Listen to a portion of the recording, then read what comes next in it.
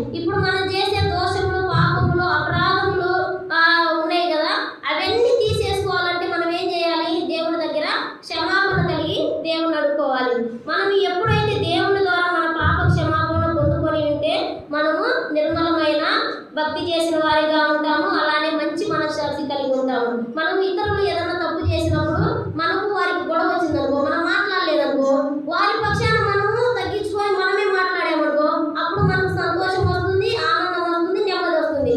అలాగే వాళ్ళ పాపములు కానీ క్షమించకుండా మనము వారు ఒకేలాగా ఉన్నామనుకో, అప్పుడు మనకి వారికి ఏమి తేడా ఉండదు, మనకు మనశ్శాంతి ఉండదు, నెమ్మది అనే ఉండదు. మనం ఎప్పుడు అనారోగ్యంతో అలా ఉంటాము. అలానే పాపములు కానీ క్షమించి వాళ్ళను మామూలుగా తప్పు చేసినప్పుడు క్షమించామనుకో, అప్పుడు మనకు నెమ్మది వస్తుంది, ఆనందం వస్తుంది. మన చుట్టూ ఉన్న వారు కూడా నిజంగా వీళ్ళు దేవుని బిడ్డలు, వీళ్ళు క్షమించగలుగుతున్నారని తెలుసుకుంటారు. నీవు ఎప్పుడైతే ఎవరినైనా క్షమించగలగాలని అనుకుంటావో అప్పుడు వారిని ఏం చేస్తావు?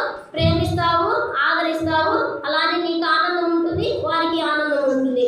మనం ఎప్పుడైతే నేను చేసే ప్రార్థన వల్ల, నేను చేసే తండ్రి ఆ దేవుడితో సమాధానం ఉండటం వల్ల నా పాపములు క్షమించబడ్డాయి అని మనలో మనం అనుకున్నాం అనుకో, అది మన అతిశయం కాదు. మనం క్షమించామనుకో ఇతరులను, అది దేవుడి ద్వారా మాత్రమే మనము క్షమించగలుగుతాము. ఇతరుల ద్వారా మామూలుగా క్షమించలేము. మన మానవ బుద్ధితో అయితే మనము క్షమించలేము. అది దేవుడు మనకు ప్రేరేపణ కలిగిస్తే మాత్రమే మనము ఇతరుల పట్ల క్షమాపణ కలిగి ఉండగలము.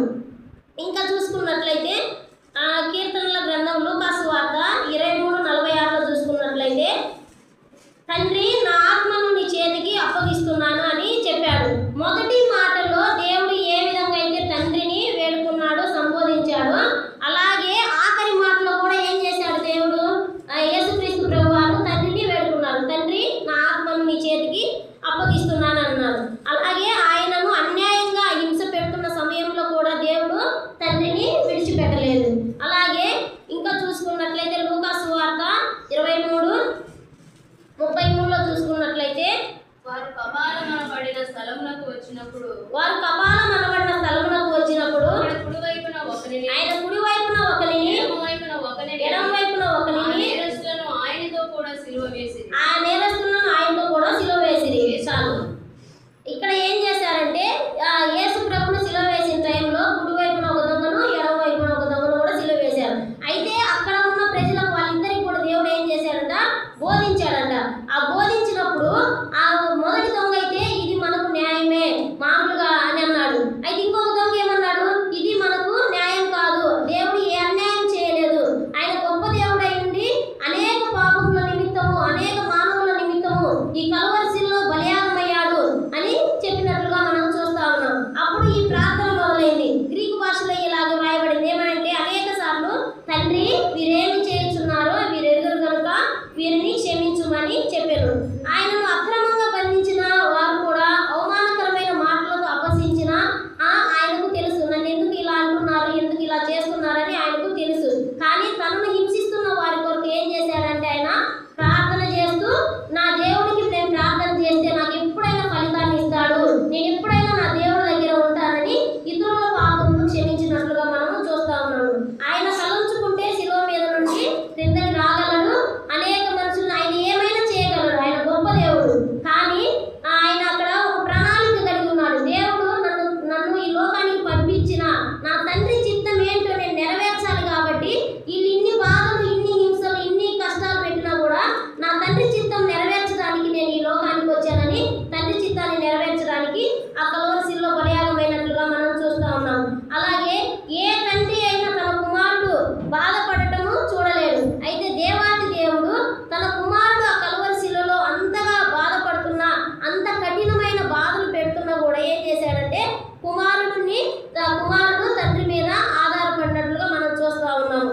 మానవుడు తన పట్ల క్రూరంగా ప్రవర్తించినప్పటికీ యేసుక్రీస్తు తన తండ్రి న్యాయము చేస్తాడని అనుకొని వారిపై కరుణ చూపమని తండ్రిని క్షమించమని ప్రార్థించినట్లుగా చూస్తా ఉన్నాము. ఇంకా మనము రోమపత్రిక 12వ అధ్యాయము 19 చూసినట్లయితే, రోమపత్రిక, ప్రియులారా మీకు మీరే పగ తీర్చుకొనక దేవుని ఉగ్రతకు చోటియుడి. పగ తీర్చుట నా పని, నేనే ప్రతిఫలము నిత్తును అని ప్రభువు చెప్పుచున్నాడని వ్రాయబడింది. ఇక్కడ రోమపత్రికలో ఏం చేశారంటే పగ తీర్చుట మీ పని కాదు, పగ తీర్చుట నా పని. మీరు ఎప్పుడైతే మీకు ఏమైనా ఇబ్బంది పెట్టినప్పుడు, ఏదైనా బాధ పెట్టినప్పుడు మీరు చేయాల్సింది ఏంటంటే ప్రార్థించండి. కానీ తీర్పు తీర్చేది నేను, పగ తీర్చేది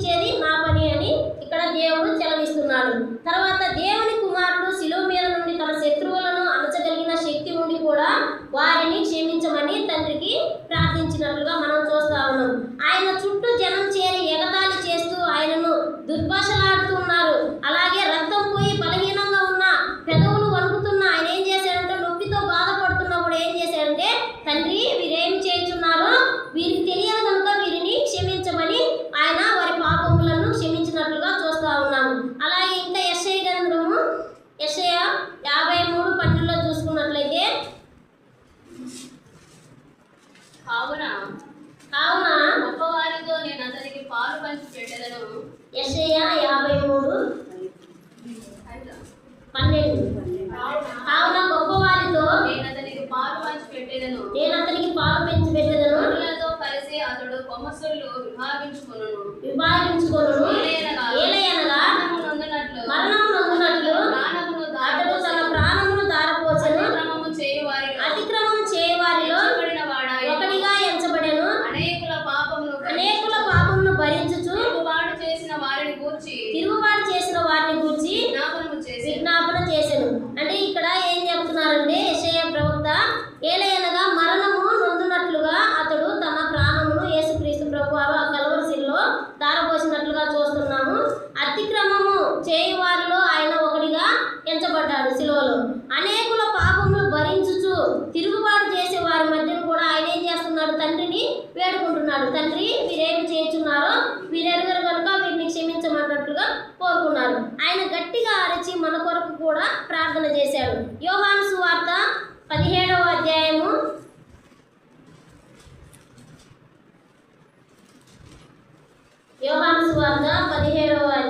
20-21. మరియు నీవు నన్ను పంపితివని లోకము నమ్మునట్లు తండ్రి నా యందు నీవును నీ యందు నేనును ఉన్నలాగున వారును మన యందు ఏకమై ఉండవలెనని వారి కొరకు మాత్రము నేను ప్రార్థించలేదు. వారి వాక్యము వలన నా యందు విశ్వాసముంచు వారందరూ వారి వాక్యం వలన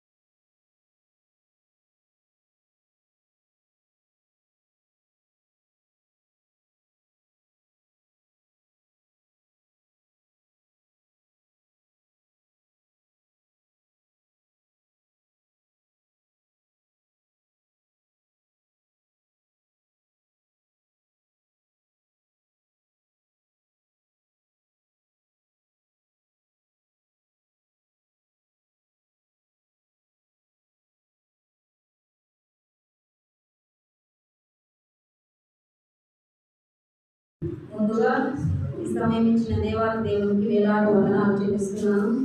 అమ్మగారికి నా వందనాలు. ఊరు వచ్చిన మీ అందరికీ కూడా దేవుని పేరిట నా వందనాలు తెలియజేస్తున్నాను. ఈ దినము శుక్రవార దీవెనలు మనందరికీ కలుగును గాక. ఆమేన్. నేను ఈ దినము యేసుక్రీస్తు శ్రేష్టమైన మాటలు సిలువలో 7 మాటలు పలికాడు. పలికిన 7 మాటలలో నేను 2వ మాటను ధ్యానించడానికి దేవుడు నన్ను ఏర్పరుచుకున్నందుకు దేవునికి వందనాలు చెల్లిస్తున్నాను. దేవుడు సిలువలో దొంగతో పలికిన మాట, నేను నీవు నాతో కూడా పరదేశంలో ఉన్న దేవునికి నిశ్చయముగా నీతో చెప్పుచున్నానని చెప్పాను. వాటిని బట్టి చిన్న ప్రార్థన చేసుకుందాం. స్తోత్రం స్తోత్రం స్తోత్రం దేవా, పరిశుద్ధుడా, ప్రేమలందరినీ శుభలనైనా నీ పాదములకు వెళ్ళేసి స్తుతులు స్తోత్రాలు చెల్లిస్తున్నాను. ఈ మధ్యాహ్న కాల సమయంలో ప్రభువా, అల్పురాలినైన నన్ను ప్రభువా నీ శిలువలో మరుగుపరుచుకొని నీ శిలువ శక్తితో నింపి దేవానికి స్తోత్రాలు. నీవు పలికిన శ్రేష్టమైన మాటను ప్రభువా బోధించుటకు ఇచ్చిన జ్ఞానము బట్టి నీకు స్తోత్రాలు. నా జ్ఞానము కాదు ప్రభువా, నీ పరలోక జ్ఞానముతో నన్ను నింపి దేవా నా నోటికి బూరగా ఉంది ప్రభువా. నా మాటలు కాదు యేసయ్య, నీవు నాతో మాట్లాడి నీ బిడ్డలకు నాయన ఆదరణను రక్షణను కలుగు చేసి నీ కృపలో భద్రపరచుమని నాయన నాకు తోడు నీడగా ఉండి శక్తిని బలమును దయచేయండి ప్రభువా. నిలువబడుటకు నాయన యోగ్యత లేని నన్ను నీ శిలువ సన్న మరుగుపరుచుకుని నిలువబెట్టావు ప్రభువా, నీకు స్తోత్రాలు. నిలువబడిన నేను నీ నామములో నీ వాక్యమును పంచుచుండగా ప్రభువా ప్రతి ఆత్మలో నాయన కార్యము జరిగించి నీ నామానికి మహిమ చెల్లించుకున్నామని నజరేయుడైన యేసుక్రీస్తు నామమున ప్రార్థించి అడిగి వేడుకుంటున్నాను తండ్రి. ఆమేన్. ప్రియజనమా, యేసుక్రీస్తు ప్రభువు సిలువలో పలికిన 2వ మాట, అందుకు ఆయన వానితో నీవు నాతో కూడా పరదేశంలో ఉండు అని నిశ్చయముగా నీతో చెప్పుచున్నాను. నేను లూకా సువార్త 23వ అధ్యాయము 43వ వచనం నుంచి 43వ వచనంలో ఉంటుంది ఈ మాట. యేసు ప్రభువు వారు పలికిన మాట ఎవరితో అంటే, ఆయన అనగా ఎవరితో అంటే దొంగలు ఆ మాట పలికాడు. ఇది ప్రవచనం అన్నమాట. ప్రవచనం నెరవేర్పు ప్రవచనంలో ముందే రాయబడి ఉంటుంది కనుక దేవుడు ఆ ప్రవచనము నెరవేర్చడానికి ఆయనతో ఆ మాటలు పలికి ఉన్నాడు అన్నమాట. ఆయన నా సిలువలో బందిపోటు దొంగల మధ్యలో సిలువ వేశారు. బందిపోటు దొంగల మధ్యలో సిలువ వేశారు. ఎందుకంటే బందిపోటు దొంగలు సిలువ ఎందుకు వేస్తారంటే, రోమా ప్రభుత్వం వాళ్ళు ఆ కాలంలో బందిపోటు దొంగలను బాగా హింసించే వారిని, నరహంతకులను తీసుకెళ్లి సిలువ వేస్తారు. కానీ యేసుక్రీస్తు వారు ఏ పాపమును ఏ తప్పిదమును చేయలేదు. నీతిమంతుడైన పరిశుద్ధుడైన ప్రభువును తీసుకెళ్లి ఆ దొంగల మధ్యలో సిలువ వేశారు. సిలువ వేసినప్పుడు ఆయన ఆ యొక్క ప్రయాసం అంతా మన పాప భారం అంతా సిలువలో భరించడానికి సిద్ధపడి మౌనంగా ఉన్నాడు. తన ప్రాణమును త్యాగం చేయడానికి కూడా యేసుక్రీస్తు ప్రభువారు అక్కడ నిలువబడి ఎన్ని దూషించినా, హింసించినా, ఏలన చేసినా, ఎన్ని చేసినా కూడా ప్రభువు నోరు మాత్రము మెదపలేదండి. కానీ యేసుక్రీస్తు ప్రభువారు ప్రవచన నెరవేర్పు ఏంటి అనేది మనం చూస్తున్నాం. యెషయా గ్రంథము 53వ అధ్యాయము 3వ వచనంలో చూసినట్లయితే, అతడు తృణీకరింపబడిన వాడు, ఆయన మనుషుల వలన విసర్జింపబడిన వాడు. ఆయన చాలు యేసుక్రీస్తు వారు ఎలా ఉన్నాడంట, తృణీకరింపబడిన వాడును, ఆయన మనుషుల మధ్యలో విసర్జించబడిన వాడు. అక్కడ అనేక మంది చేరినారు ఆ సిలువ చెంత. యేసుక్రీస్తును సిలువ వేసినప్పుడు అనేక మంది అక్కడ చేరిన వాళ్ళల్లో యేసు ప్రభు ఎలా ఉన్నాడంటే, తృణీకరించబడిన వాడిగా, విసర్జించబడిన వాడిగా ఆ యొక్క గొడవపై సిలువలో వేలాడుతూ ఉన్నాడు. ఆయన వేలాడేటప్పుడు అనేకులు దూషిస్తున్నాడు, నీవు క్రీస్తు కదా, నీవు రక్షించుకో, మమ్మల్ని కూడా రక్షించు, నీవు దేవుని కుమారుడు అయితే సిలువ మీద నుంచి దిగిరా అని చెప్పేసి ఆయనను దూషిస్తూ హేళన చేస్తున్నారు. యేసుక్రీస్తు వారు నోరు మెదపకుండా మౌనంగా ఉన్నాడు. అలాగనే యెషయా గ్రంథము 53వ అధ్యాయం 9వ వచనంలో చూసినట్లయితే, అతడు మరణమైనప్పుడు భక్తిహీనులుగా అతనికి సమాధి నియమింపబడెను. యేసుక్రీస్తు సిలువలో మరణించడానికి సిద్ధమైనప్పుడు భక్తిహీనుల దగ్గర ఆయనకు సమాధి నియమించారు. సమాధి అంటే ఆ భక్తిహీనులు ఎవరంటే, ఆయనకు ఇటువైపు అటువైపు గుడివైపు ఎడమవైపు ఉన్న దొంగలు భక్తిహీనుల మధ్యలో ఆయనకు సిలువ వేశారనమాట. అలాగే చూసినట్లయితే యెషయా గ్రంథము 53వ వచనం 12వ వచనంలో చూసినట్లయితే,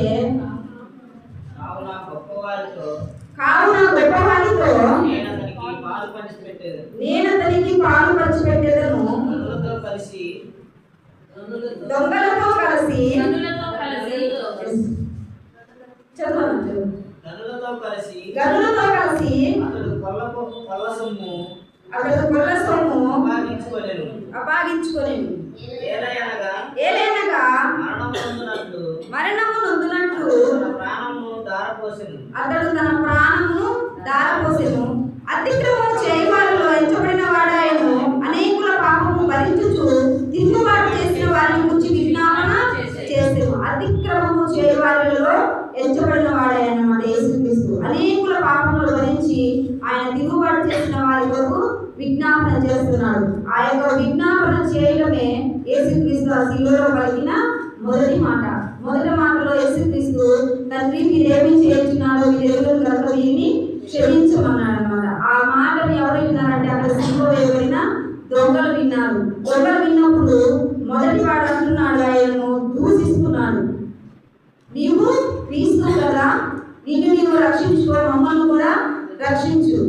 ఎడమ వైపు ఉన్న దొంగ యేసుక్రీస్తు వైపు చూస్తూ ఆయనను నీవు రక్షకుడి కదా, నిన్ను నీవు రక్షించుకొని మమ్మల్ని కూడా రక్షించమని చెప్పేసి ఆయనను దూషిస్తూ మాట్లాడుతున్నాడు. దూషిస్తూ మాట్లాడుతుంటే ఆయనతో ఏమి మాట్లాడలేదు. కానీ ఇదంతా దూషించే ప్రతి విషయాన్ని కూడా కుడివైపు ఉన్న దొంగ చూస్తూ ఉన్నాడు అనమాట. ఈయన ఎంతటి వాడు, ఈయన నిజంగా దైవ కుమారుడే అని చెప్పేసి ఆయన మనసులో అనుకొని ఇంకా ఆయనలో ఆ మాట వినగానే తండ్రి వీరు ఏమి చేయుచున్నారో వీరిని తెలియదు కనుక వీరిని క్షమించమన్న మాట ఎప్పుడైతే యేసుక్రీస్తు శిలువలో మొదటిగా మాట్లాడాడో ఆయనలో ఇక పశ్చాత్తాపం అనేది మొదలైంది అనమాట. పశ్చాత్తాపం మొదలయ్యి ఇంకా ఆ మాటను మాట్లాడుతూ ఆ మాటలోనే ఆ పశ్చాత్తాపంలోనే యేసుక్రీస్తును వేడుకుంటున్నాడు, ప్రభువా ఈ రాజ్యంతో వచ్చినప్పుడు నన్ను జ్ఞాపకం చేసుకోండి. ఆయన ప్రభువును వేడుకుంటున్నాడు. ఆ వేడుకున్నడంలోని యేసుక్రీస్తు గారు ఆయనను చూసి నేడు నీవు నాతో కూడా నిశ్చయముగా పరదేశంలో ఉంటావని ఆయనతో మాటిచ్చాడు అనమాట. ఆ ఇద్దరు దొంగలలో దూషించిన వాడు ఒకడైతే క్షమాపణ కోరి దేవుని రాజ్యాన్ని చూసింది మరి ఒకడు. వారిలో అతడు మొదటి వాడని అనేక మాటలు దూషించినప్పుడు రెండో వాడు వాడిని ఏమని మాట్లాడాడో మనం చూసినట్లయితే లూకా సువార్త 23వ అధ్యాయము 40వ వచనం చూసినట్లయితే అయితే రెండవ వాడు వానిని గద్దించి నీవు అదే శిక్షా విధిలో ఉన్నావు కనుక దేవునికి భయపడవా. చాలా దేవునికి భయపడవా అని చెప్పేసి ఎవరు మాట్లాడుతున్నాడంటే యేసుక్రీస్తుతో పాటు శిలువ వేసిన దొంగే మాట్లాడుతున్నాడు. నీవు దేవునికి భయపడవా. ఫస్ట్ ఆఫ్ ఆల్ ఆయన ఏం తెలుసుకున్నాడంటే ఈయన దేవుని కుమారుడే, ఈయన దేవుడే అని చెప్పేసి ఆ దొంగను గద్దిస్తున్నాడు. గద్దిస్తూ అతనితో చెప్తున్నాడు, నీవు దేవునికి భయపడవా. ఈ శిక్ష మనకు తగినది, మనము పాపులము, శిక్ష భరించవలసిన వారము, శిక్షకు అర్హులము మనము. కానీ ఈయన ఏ తప్పిదము చేయలేదు. ఈయన పరిశుద్ధుడైన దేవుణ్ణి మనతో పాటు శిలువ వేశారని ఆయన తనను గద్దిస్తూ మాట్లాడుతున్నాడు. నీవు దేవునికి భయపడవా. మనకు మాత్రం ఈ శిక్ష న్యాయమే, ఈయనకి శిక్ష కాదు అని చెప్పేసి దేవుడు చేసిన ప్రతి దాన్ని ఆయన చూస్తూ రెండవ దొంగలో చెప్తున్నాడు అనమాట. అలాగే ఇంకో మాట చెప్తున్నాడు చూడండి, ఆయన దేవునికి భయపడేవాడిగా ఉన్నాడు. ఫస్ట్ భయపడుతూ దేవునికి భయపడేవాడిగా ఉన్నాడు కాబట్టి ఎడమ వైపు ఉన్న దొంగను గద్దించాడు అనమాట. గద్దించాడు, భయపడవా అని ఆయన్ను హెచ్చరిస్తున్నాడు. అలాగే ఇంకో మాట కూడా మాట్లాడుతున్నాడు చూడండి, లూకా సువార్త 23:41 వచనంలో మనకైతే ఇది న్యాయమే, మనము చేసిన వాటికి తగిన ఫలము పొందుచున్నాము. ఏమంటున్నాడంటే మనకైతే ఇది న్యాయమే, మనం చేసిన అపరాధములకు పాపములకు ఇది తగిన ఫలమే కాబట్టి మనకు ఈ శిక్ష తగినదే. కానీ ఈయన ఏ తప్పిదము చేయలేదు, ఏ పాపము చేయలేదు, కానీ ఈయనకు ఆ శిక్ష వేయడం అన్యాయం అని చెప్పేసి అది పశ్చాత్తాపడుతున్నాడు అనమాట. తన తప్పులు తెలుసుకున్నాడు, మనం తప్పు చేశామని చెప్పేసి తన పాపమును ఒప్పుకున్నాడు కనుక పశ్చాత్తాపడుతూ మనకైతే ఇది న్యాయమే కానీ ఈయన ఏ తప్పిదము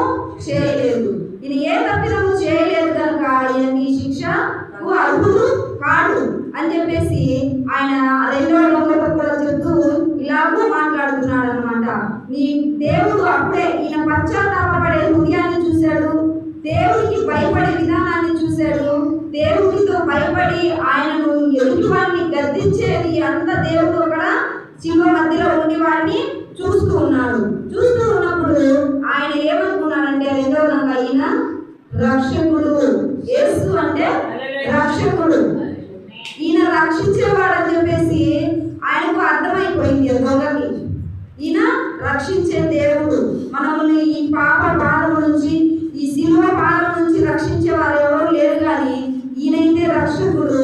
ఈ లోకంలో రక్షకుడిగా మళ్ళా రానైనాడు, రక్షించేవాడని తెలుసుకున్నాడు. కాబట్టి ఆయనను పశ్చాత్తాపడుతూ అడుగుతున్నాడు. ఆయన పశ్చాత్తాపానికి గురించి యేసు నీవు నీ రాజ్యంలోకి వచ్చినప్పుడు నన్ను జ్ఞాపకం చేసుకొని ఆయన పశ్చాత్తాపంతోనే దీన మనసుతో ఆయన వైపు చూసి ఆయనను వేడుకుంటున్నాడు అన్నమాట. వేడుకునేటప్పుడే చెప్పిన మాట, నేడు నీవు నాతో కూడా పరదేశిలో ఉంటావని.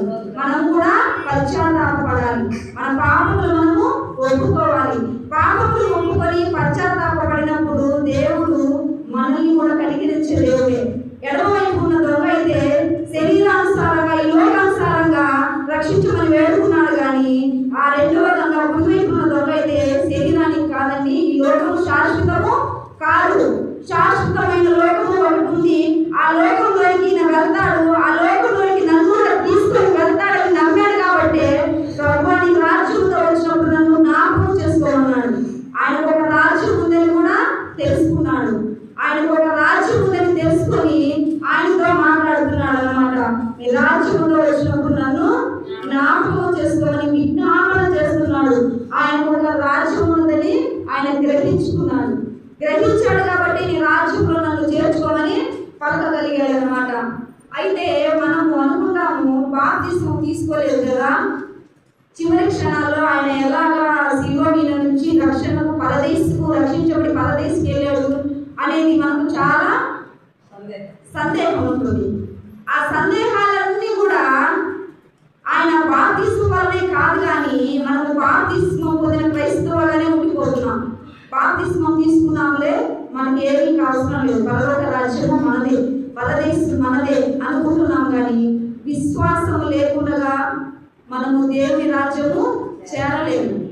ఆయన అక్కడ ఏం కలిగి ఉన్నాడంటే విశ్వాసము కలిగి ఉన్నాడు. బందిపోటు దొంగ, హింసకుడు, దూషకుడై అనేకులు ఎంతమందిని ఎలాగ హింసించాడో మనకు తెలియదు, కానీ అలాంటి వారికే, హింసించే వారికే, నరహంతకులకే ఆ రోమ ప్రభుత్వం వాళ్ళు సిలువ వేసేది. కానీ అలాంటి సిలువ వేసిన హింసకుడే యేసు యొక్క మౌనము చూసి, వారిని క్షమించే క్షమాపణను చూసి, ఈయన నిజంగా దైవ కుమారుడే, ఈయన నిజంగా రక్షకుడే, యేసు అని పలికాడు. చూడండి, ఆయనకు యేసు అంటే అర్థం ఏంటంటే రక్షకుడు అనే అర్థం. అంటే యేసు రక్షకుడు కనుకనే రక్షిస్తాడని ఆయన ఆత్మతో విశ్వసించాడు కాబట్టి యేసు నీ రాజ్యంలో వచ్చినప్పుడు జ్ఞాపకం చేసుకోవాలని పలికాడు అన్నమాట. అందుకే యేసు ప్రభు వెంటనే మాట్లాడాడు ఆయనతో, నీవు నాతో కూడా పరదేశంలో నిశ్చయంగా ఉంటావని. దేవుడు నిశ్చయంగా చెప్తున్నాడు, ఖచ్చితంగా చెప్తున్నాడు. నన్ను వెంబడించిన వాడికి పరదేశు, నా మాటను అంగీకరించిన వాడికి పరదేశు, నాలో నివసించు వాడికి పరదేశు. మనం ఈ లోకానుసారంగా జీవిస్తూ ప్రభువా అని మనం పెదవులతో ఎన్ని ప్రార్థనలు చేసినా వ్యర్థమేనండి. బాప్తిసం తీసుకున్నా కూడా వ్యర్థమే. బాప్తిసం తీసుకున్న క్రైస్తవులుగానే ఉంటున్నాము, కానీ విశ్వాసం లేని క్రైస్తవులుగా ఉన్నాం. మనం విశ్వాసం లేని క్రైస్తవులుగా ఉన్నాము కాబట్టి మన పట్ల ఏ కార్యము నెరవేరట్లేదు. ఆయన శిలువ మీద ఉండి బాప్తిసం తీసుకోవడానికి వీలు లేని పరిస్థితిలో కూడా ఈయన దైవ కుమారుడు, ఈయన నిజంగా వస్తాడు, ఈయనకు ఒక రాజ్యం ఉంది, ఈయన రాజుగా రానయ్యున్నాడు, పరలోక రాజ్యానికి తీసుకువెళ్తాడు, పరదేశంలోకి తీసుకువెళ్తాడని నమ్మాడు. కాబట్టి పశ్చాత్తాపడుతూ యేసు వైపు ఇలా చూసినప్పుడు దీనంగా చూస్తున్నాడు. యేసు వైపు దీనంగా చూస్తూ, తండ్రి నీ రాజ్యంలోకి వచ్చినప్పుడు నన్ను జ్ఞాపకం చేసుకోమన్నప్పుడు ప్రభువుకు ఆయన హృదయంలోని పశ్చాత్తాపం కనిపించింది, ఆయన కళ్ళలోని పశ్చాత్తాపం కనిపించింది, ఆయనలోని నీతి కనిపించింది, విశ్వాసం కనిపించింది, అన్ని కనిపించాయి. కాబట్టి ఎడమ వైపు ఉన్న దొంగతో ఏమి మాట్లాడలేదు, కానీ కుడి వైపు ఉన్న దొంగతో మాత్రం ప్రామిస్ చేస్తున్నాడు, నిశ్చయం పరదేశంలో ఉంటాడు. అంత ధన్యత దొంగ పొందుకున్నాడు. కానీ మనం ఏ స్థితిలో ఉన్నామో మనము అర్థం చేసుకోవాలి. ప్రభువా మేము ఏ స్థితిలో ఉన్నాము, మా స్థితి ఏంటి ప్రభువా? దొంగల మధ్యలో సిలువ వేయబడ్డావు. ఆ పాప భారవంతులు నీవు భరించవన్నది మా కొరకే, మా పాపం కొరకే, మా శాపం కొరకే, మా దోషముల కొరకే, మా అపరాధముల కొరకే నీవు సిలువ వేయబడ్డావు ప్రభువా. మమ్మల్ని జ్ఞాపకం చేసుకోయా, మనం కూడా పశ్చాత్తాపంతో అడగాలి ప్రభువా. మా పాపములని ఒప్పుకోవాలి. యేసుక్రీస్తు దగ్గర ఆయన చేసిన ప్రతి పాపాన్ని ఒప్పుకున్నాడు కాబట్టి ఆయనను వేడుకున్నాడు. పాపాన్ని ఒప్పుకొని పశ్చాత్తాపడ్డాడు. ప్రభువా నన్ను నీవు జ్ఞాపకం చేసుకోయా అని. మనమైతే దేవుని దూషించే వారిని కూడా చూస్తూ ఉంటాం, కానీ దేవుడు అలాంటి వాడు కాదమని హెచ్చరించే వారిగా కూడా ఉండము. కానీ ఎడమవైపున్న దొంగ దేవుని దూషిస్తూ ఉంటే వాడిని గద్దించాడు దొంగ. మనము దొంగలము, మనము బందిపోటులము, మనము హింసకులము, మనము నేరస్తులము. మనకు ఇది తగినది కానీ ఆయనకు ఈ కార్యము తగినది కాదు. నీవు దేవునికి భయపడవా అంటున్నాడంటే ఆయన దేవుడిని తెలుసుకున్నాడు. దేవుడిని తెలుసుకున్నాడు కాబట్టి దేవునికి భయపడవా అని దొంగను గద్దించాడని. అటువంటి విశ్వాసం కూడా మనము కలిగి ఉండాలి. విశ్వాసం లేకుండా దేవునికి ఇష్టమై కూడా అసాధ్యము. మనం విశ్వాసం లేకుండా ప్రతి సండే చర్చికి వచ్చి వెళ్ళి వాక్యము విని ఎన్ని చేసినా కూడా వ్యర్థమే. విశ్వాసం లేని వారు దేవుని రాజ్యము చేరలేదు. కనుక మనము దేవునికి భయపడేవాడిగా ఉండాలి, పశ్చాత్తాపడేవాడిగా ఉండాలి, దేవుని రక్షకుడిగా అంగీకరించే వారిగా ఉండాలి.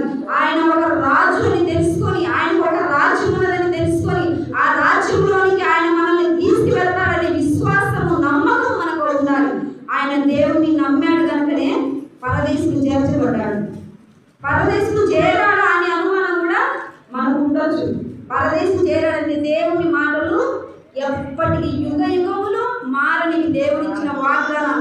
యుగ యుగములు ఈ ప్రపంచమే కాదు, మరలా 1000 ఏళ్ల పాలన జరిగినా కూడా దేవుడిచ్చిన మాట ప్రతిదీ నెరవేరేదే.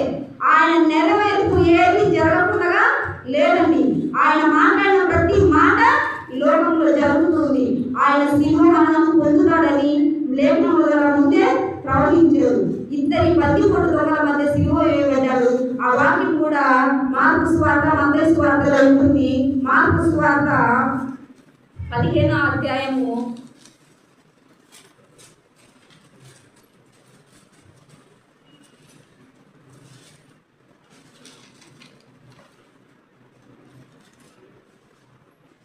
27వ వాక్యం చూసినట్లయితే, మరియు కుడివైపున ఒకరిని ఎడమవైపున ఒకరిని ఇద్దరు బందిపోటు దొంగలను ఆయనతో కూడా సిలువ వేసిరి. అప్పుడు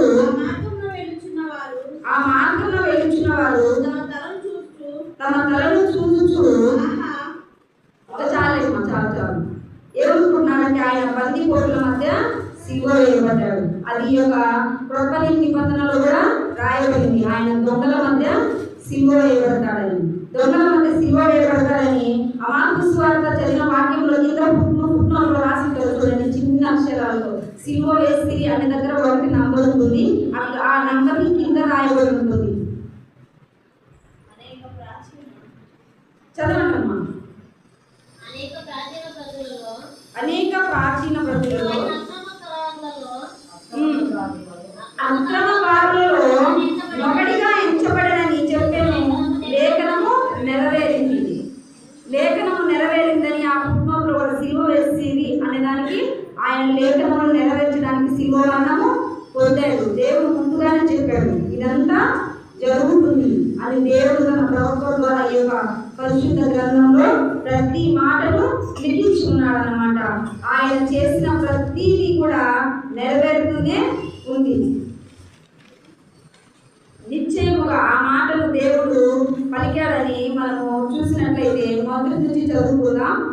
ఈ యొక్క ఇద్దరి దొంగలను గురించి లూకా సువార్త 23వ అధ్యాయము 39వ వాక్యం నుంచి 43వ వచనం వరకు చదివినట్లయితే, ప్రేలాడబడిన ఆ నేరస్తులలో ఒకడు ఆయనను దూషించుచు, నీవు కూడా క్రీస్తువు కదా, నిన్ను నీవు రక్షించుకొనుము, మమ్మల్ని కూడా రక్షించమని చెప్పాడు. అయితే రెండవ వాడు వారిని గద్దించి, నీవు అదే శిక్షా విధిలో ఉన్నావు కనుక దేవునికి భయపడవా? మనకైతే ఇది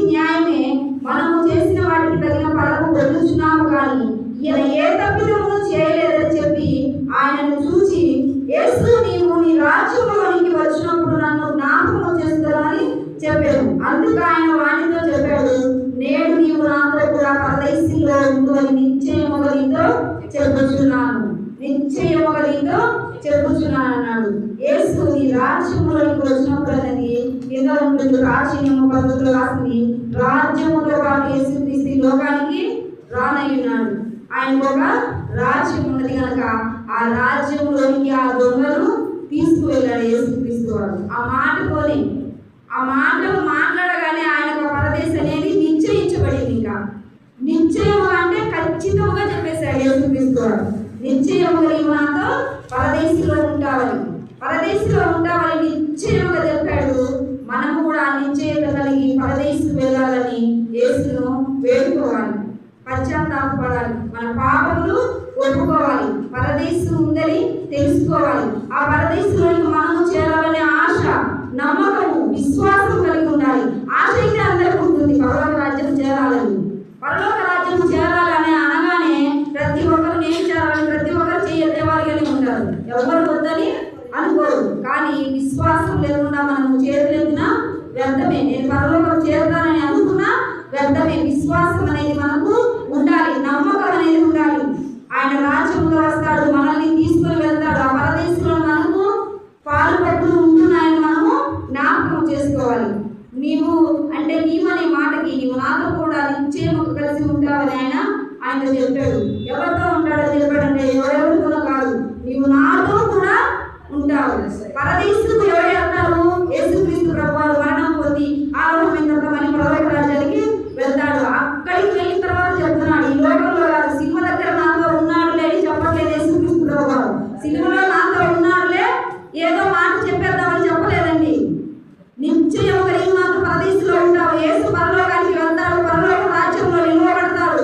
రాజులకు రాజుగా, ప్రభువులకు ప్రభువుగా, అర్జునులకు సింహాసనంపై ఆసీనుడై నిలవబడినప్పుడు ఆయనకు కూడా దేవుని పరిశుద్ధ స్థలంలో నిలవబడి ఆయన కుడి ప్రక్కన కూర్చొని విజ్ఞాపన చేస్తున్న ప్రభువు దగ్గర ఈ దొంగ పరదేశంలో కనబడతాడు. మనం ఎలా ఉన్నాం? మన పరిస్థితి ఏంటి? మనం ఏ స్థితిలో ఉన్నాం? బాప్తిస్మం తీసుకున్నాము, లేదా నామకార్థంగా చర్చికి వెళ్తున్నాము అనుకుంటున్నామా? అయితే వ్యర్థమేనండి. పశ్చాత్తాపం లేని విశ్వాసము వ్యర్థమే, నమ్మకం లేని విశ్వాసము వ్యర్థమే, ప్రభువు అని పిలిచేమని ప్రతి మాట వ్యర్థమే. విశ్వాసం కలిగి ప్రభువు ఈ లోకానికి మరలా రానయ్యున్నాడు. నా పాపం కొరకే కదా, నా శాపం కొరకే కదా ఆయన సిలువ వేయబడ్డాడని చెప్పేసి మనము నమ్మాలి. ఆయనకు ఒక రాజ్యం ఉందని కూడా నమ్మాలి. ఆయన రాజ్యంలో వస్తాడు అని నమ్మాలి. నమ్మితేనే పరలోక రాజ్యం. రక్షకుడుగా ఆయన పరలోక రాజ్యానికి మనం రక్షించి తీసుకొని వెళ్తాడు. నిత్య నరకానికి వెళితే చాలా వేదన. మనం చాలాసార్లు వినే ఉంటాం ధనవంతుడి గురించి, లాజరు గురించి. ధనవంతుని తీసుకెళ్ళి చనిపోయి ఇక్కడ సుఖభోగాల గురించి చనిపోయిన తర్వాత ధనవంతుడు పాతాళంలో వేదన పడుచు అల్లాడుచు ఉన్నాడు. ఆ స్థితిలో మనం ఉండొద్దండి. విశ్వాసం కలిగి ఉండాలి, నమ్మకం కలిగి ఉండాలి, దేవుని పట్ల మనము నిశ్చయిత కలిగి ఉండాలి. అలా ఉన్నప్పుడే పరదేశం పొందుకుంటాము. లాజరు అయితే బ్రతుకు దినమున నీవు దేవుని పాదాలు విడిచిపెట్టలేదు. ఈ లోకంలో దరిద్రతను అనుభవించినా కూడా ఆయన చనిపోయిన తర్వాత ఎక్కడున్నాడు? పరలోక రాజ్యంలో తండ్రి కుడి పార్శ్వంలో ఉన్నాడు. ఆ స్థితి కావాలి మనం. ఈ స్థితి ఇక్కడ అనేకమైన సుఖభోగాలు అనుభవించి నిత్యము నరకాగ్నిలో కాలేవారిగా ఉండొద్దు. మనము కాలుతూ ఉంటే అగ్ని ఆరదు, పురుగు చావు. ఆ స్థితిలో మనం ఉండొద్దని నేను ప్రతి ఒక్కరూ జ్ఞాపకం చేసుకోండి. ప్రభువా, నీ రాజ్యంలోకి మమ్మల్ని కూడా చేర్చుకోగలిగి నీ చిత్తంలో మమ్మల్ని నడిపించు. విశ్వాసం కలిగి ఉండాలి. విశ్వాసం లేకుంటే పరిశుద్ధాత్మ మన నీకు రాదు. అసలు మనం ఏదో చెప్పకూడదు అనుకుంటున్నాం, కానీ దేవుడు మనం తాకేటన్నాం. కానీ మనం విశ్వాసంలో లేకుండా అవిశ్వాసంలో ఉంటే మన దేవుని పరిశుద్ధాత్మ రాదు. నేను ఇంట్లో ప్రార్థన జరిగినప్పుడు అన్ని జనుల మీద కూడా దేవుని ఆత్మ కుమ్మరించబడింది. వాడు విశ్వాసంతో వాడు ప్రార్థన చేశారు కాబట్టి అన్ని జనులమైన వారి మీద కూడా దేవుని ఆత్మను కుమ్మరించాడు. ఆయన ఆత్మ ప్రతి ఒక్కరిని తాకుతుంది. ఆయన ఆత్మతో సత్యముతో ఆరాధిస్తే ప్రతి ఒక్కరిని దర్శించేది దేవుని ఆత్మ. శతాధిపతి శాసించేవాడు. శతాధిపతి శాసించినప్పుడు తన దాసునికి బాగలేదని తెలుసుకొని ఆయన ఒకరిని రమ్మంటే వస్తారు, పొమ్మంటే పోతాడు. అయినా కూడా దేవుని దగ్గర దీన మనసు కలిగి ఏమన్నాడు? ప్రభువా, మాట మాత్రం సెలవిస్తే నా దాసుడు స్వస్థత పడతాడన్నాడు. ఆయన ఏమన్నాడంటే, నువ్వు రాయ నా ఇంటికి, నా దాసుని బాగుపరచు. నేను శతాధిపతి కదా, ఒకరు రమ్మంటే వస్తారు, పొమ్మంటే పోతానని అధికారం చూపించలేదు ఆయన దగ్గర. దీన మనసుగా అడుగుతున్నాడు.